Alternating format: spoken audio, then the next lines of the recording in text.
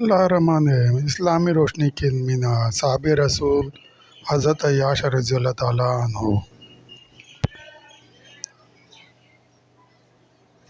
حصہ ون، سابقون اولون۔ سرخ و توانا خوبصورت ناکا اپنے مالک کو لیے مکہ کی اداس فضاؤں سے اٹکیلیاں کرتی برق رفتاری کے ساتھ کعبۃ اللہ میں داخل ہوتی ہے۔ کوہان کے پیچھے سامان حرب سے لیس ایک طویل القامت مردانہ وجاہت کے حامل باروب جوان، ہاتھ میں شمشیر برہنہ لیے، پشت پر تیر کمان اور پہلو میں تیز دھار نیزہ، سجائے اونٹنی کا رخ حجر اسود کی جانب کرتے ہیں۔ طواف کعبہ اور مقام ابراہیم علیہ السلام پر نفل ادا کرنے کے بعد ایک طاہرانہ نظر صحن کعبہ پر ڈالتے ہیں۔ پھر اچانک پر نور چہرے پر جلال کی کیفیت طاری ہو جاتی ہے۔ وہ صحن کعبہ میں قریش کے سرداروں کو بیٹھا دیکھ لیتے ہیں اور پھر سر پٹ دوڑتی اونٹنی لمحوں میں قریش کے ان فرعونوں کے سروں پر پہنچ جاتی ہے۔ سرداران مکہ ابھی کچھ سمجھ بھی نہ پائے تھے کہ فضا میں ایک گونجدار لڑکا ارتعاش پیدا کر دیتی ہے۔ اے دشمنان اسلام، گواہ رہو کہ آج عمر بن خطاب رضی اللہ تعالیٰ عنہ تمہارے اس شوہر کو چھوڑ کر جا رہا ہے۔ تمہارے چہرے سیاہ ہو جائیں، تمہاری ناک خاک آلود ہو جائے۔ تم کمزور مسلمانوں کو جبراً ہجرت کرنے روکتے ہو۔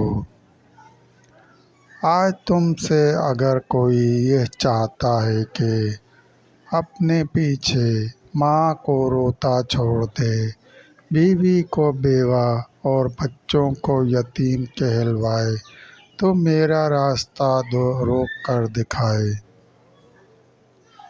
سیدنا حضرت علی رضی اللہ تعالیٰ عنہ فرماتے ہیں کہ اس وقت صحن کعبہ میں تمام قبائل کے سردار موجود تھے، لیکن حضرت عمر رضی اللہ تعالیٰ عنہ کے رعب و ہیبت کا یہ عالم تھا کہ پورے مجمع کو جیسے سانپ سونگھ گیا ہو۔ حضرت عمر رضی اللہ تعالیٰ عنہ کو روکنا تو دور کی بات، کسی میں حضرت عمر رضی اللہ تعالیٰ عنہ سے آنکھ ملا کر دیکھنے کی ہمت تک نہ تھی۔ حضرت عمر رضی اللہ تعالیٰ عنہ نے ایک طاہرانہ نظر ان اسلام دشمنوں پر ڈالی اور کعبے سے باہر تشریف لے گئے۔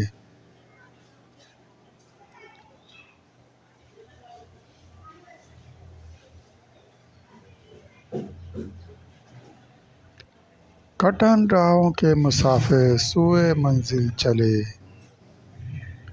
یہ وہ وقت تھا کہ جب مسلمان کفار کے خوف سے رات کی تاریکی میں چھپ چھپا کر مکہ سے نکلتے اور مدینے کا رخ کرتے، لیکن جزائر عرب کے مشہور و معروف شجاعت کے پیکر سیدنا حضرت عمر فاروق رضی اللہ تعالیٰ عنہ اکیلے تو نہ تھے، ان کے ساتھ دیگر 20 افراد بھی تھے، جن میں عمرو بن ہشام المعروف ابو جہل کے ماجائے، حضرت عیاش رضی اللہ تعالیٰ عنہ بن ابی ربیعہ اور حضرت ہشام بن عاص رضی اللہ تعالیٰ عنہ بھی شامل تھے۔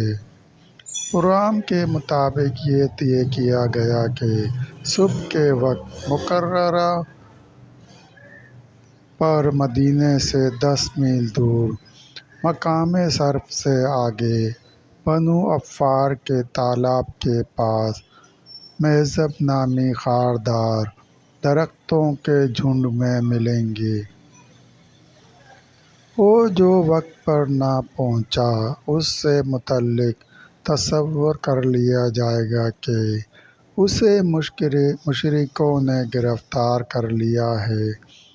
وقت مقررہ پر حضرت عیاش رضی اللہ تعالیٰ عنہ بن ابی ربیعہ حضرت عمر بن خطاب رضی اللہ تعالیٰ عنہ سے آ ملے،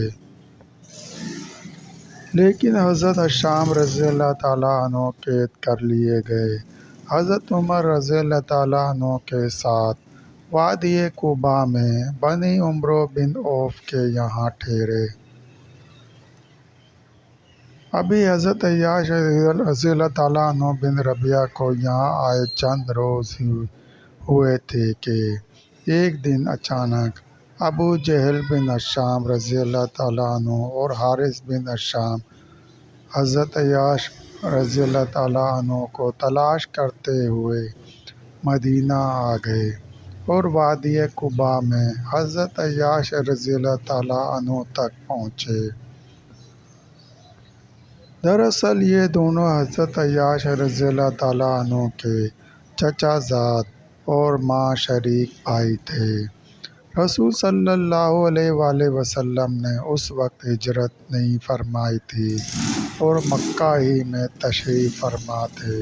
دوستو، سلسلہ ابھی جاری ہے۔ مزید واقعہ سننے کے لیے چینل کو سبسکرائب کریں اور گھنٹی کے نشان کو لازمی پریس کریں۔ لائک کریں، شیئر کریں۔ دوستو، ویڈیو دیکھنے کا شکریہ۔